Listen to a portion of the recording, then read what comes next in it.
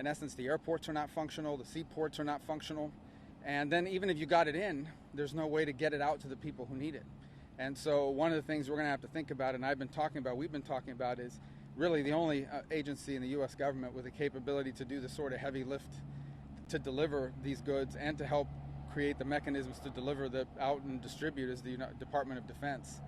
And we hope that they'll be authorized to provide some of that heavy lift capabilities over the next few hours, because without it we have a looming humanitarian catastrophe as Abaco has become increasingly uninhabitable for the people that are left behind there. Brevemente quiero darle las gracias a todos los empleados del gobierno de Estados Unidos, especialmente el Coast Guard, la DEA, Customs y Border Patrol, todas estas agencias que están ayudando y trabajando junto a los oficiales de la Bahamas. El problema más grave que existe en este momento no es la cantidad de ayuda, hay todo tipo de personas que están tratando de ayudar. El problema más grave que hay es que no hay manera de entregarlo, es decir, los aeropuertos y los puertos no están funcionando en la isla de Abaco, y también las carreteras que conectan a esos aeropuertos y puertos a la población no están funcionando. La única agencia en el gobierno de Estados Unidos que tiene la capacidad logística de arreglar eso es el Departamento de Defensa y las agencias militares, así que esperemos que en las próximas horas eso sea autorizado. So first off, we had the opportunity to, the Coast Guard took us over, we went Andrewstown, we went over Freeport, we went over the Abacos, and you look out there and you just your heart goes out to these families. I mean, you got all that destruction, and I mean, gosh, the storm surge had to be horrible, the wind had to be horrible, and you just see the stories of what people went through, and your heart goes out to them. On top of that, our heart goes out to the people that got impacted in the Carolinas. So hopefully everybody, the water's going to recede fast in the Carolinas, and we'll get back to something normal quickly. The federal government has been a very good partner with the Bahamian authorities. The Coast Guard, as Senator Rubio said, there's a lot of federal agencies that are out there already helping, USAID and a lot of others. I was with the president last weekend at Camp David and at FEMA, and he was already talking about what we could do to help the Bahamas. But I think the international community's got to show up. The United Nations has to show up. I know we were told that Britain has a ship there, and the Dutch are sending some resources. I know there's a lot of people from Florida that want to help. Day before yesterday, we were with a few groups that were already raising resources here locally to try to take it over there, and we know the International Red Cross is already there. I think that we've got to try to do everything we can to be helpful to them, and at the same time, we have to, take care of our own citizens that have been impacted in the United States. Some things we can do: we can eliminate the cap on how much you can contribute to anybody that's impacted. Charities that are impacted, they're going to do things to help people impacted by Dorian. We can stop funding some of our financial aid to people that are enemies, like Russia and China and places like that, and allocate it to the Bahamas. And on top of that, we have the Peace Corps spending money in China, which I don't think makes sense. You got to take that money and spend it in somebody that is a good friend of ours, and that's the Bahamians, and they've just been horribly impacted. Mi corazón está con todas las familias impactadas del huracán Dorian en los Estados Unidos, en las Bahamas. Es terrible lo que pasó.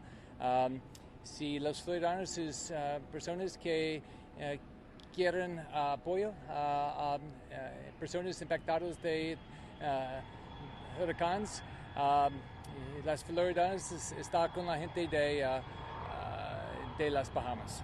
We can answer any questions. Senator Rubio, in terms of DoD involvement, it sounds like this is being worked on. What could they provide that USA can't?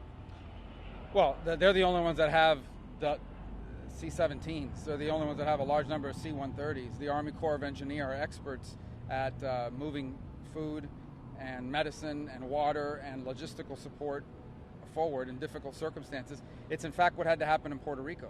If you recall, in Puerto Rico, one of the biggest challenges was not the availability of aid, but the ability to get it there and then to distribute it. And that's going to be the same problem. Look, I think it's important to point out the vast majority of the Bahamas is not impacted. So if you have a vacation plan, by all means do not cancel it if it's in a place that's still functioning. That actually hurts the people in the Bahamas because tourism is key. But Abaco in particular has been, I mean, it didn't look like a storm, it looked like a bomb went off. I mean, flattened out. And then you can they've got about 3,500 people right now in shelters in Marsh Harbor, and they are running out there's no viable way right now to consistently deliver food, fuel, and medicine there. And something needs to happen fairly quickly. It's my hope that if it hasn't happened already, it will soon enough. The DoD will be authorized through Northcom to free up those resources. We were told by Northcom that they are ready to go. They were just waiting for a request by USAA. It sounds like you're saying if that's correct. Yes, and if that hasn't, if USAID is the lead agency in any response on an international basis, they'll have to make that request. I anticipate they will, because the Coast Guard is great at what they do. They do search and rescue, and they're very good at what they're doing now there. But they don't have. They were the first to tell you they don't have the heavy lift capacity that the U.S. military does. Those airports have to be open. You have to bring. I mean, all the power is generated with diesel fuel. That's how they run their regular grid. You can't truck it there. You got to fly it in, or you got to barge it in. The ports. That's another point. A lot of people are telling me they want to get on a boat and go over help this weekend. You know, the underwater topography there has been shifted by the storm. You're going to run into a sandbar because your old charts don't work anymore. It's all been moved around. That's also a challenge for a big barge that wants to come in. So there's some real logistical challenges that we have to work to. If they can get power back up and they can get a system of delivering in, then I think we're going to be okay there. But right now it's a borderline catastrophic situation if we can't get that resolved.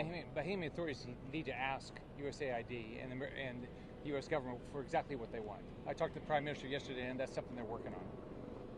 So you're saying, did you guys, or until they ask specifically what they need? Is that what you're saying? Yeah, they have to make a specific request of what they want. Yeah, and by the way, that's true for any country, right? They're a sovereign country, so you can't just go in there. You have to get their permission and their support. And my sense is that they will. They work very. Look, the U.S. government's relationship with the Bahamas is incredibly close. I mean, these guys know each other already. They work together every single day. There's a lot to handle here. I think they've moved very quickly to identify what the needs are. But now it's a logistical issue, and we hope it can be resolved here fairly soon. And if it does, I think you'll see progress real quick.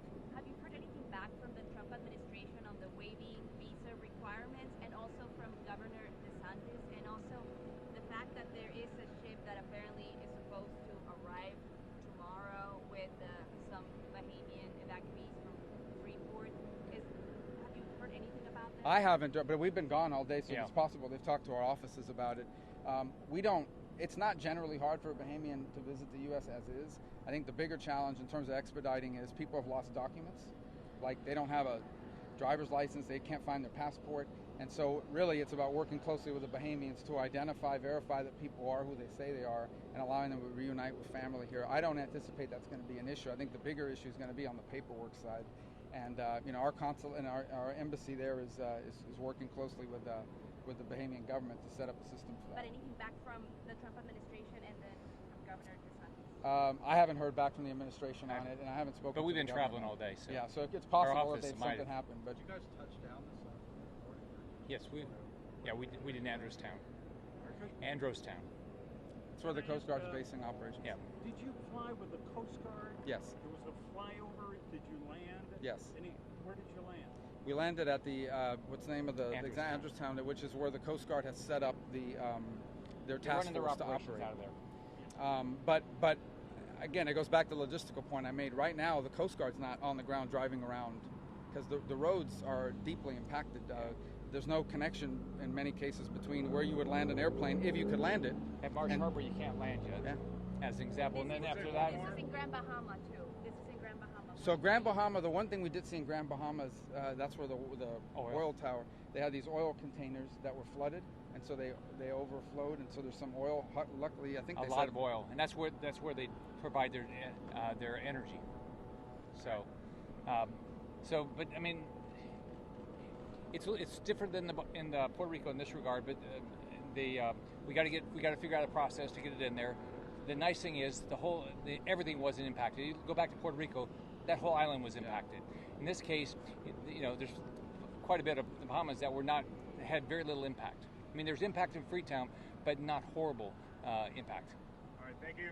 Thanks, everybody. Thanks, guys. And Governor DeSantis, hey, hi Rick, how are you? Governor DeSantis was with you, or and is he here at? No, he flew back. He had to get back to Tallahassee. So. Thank you very much. Thank you, guys. Bye bye.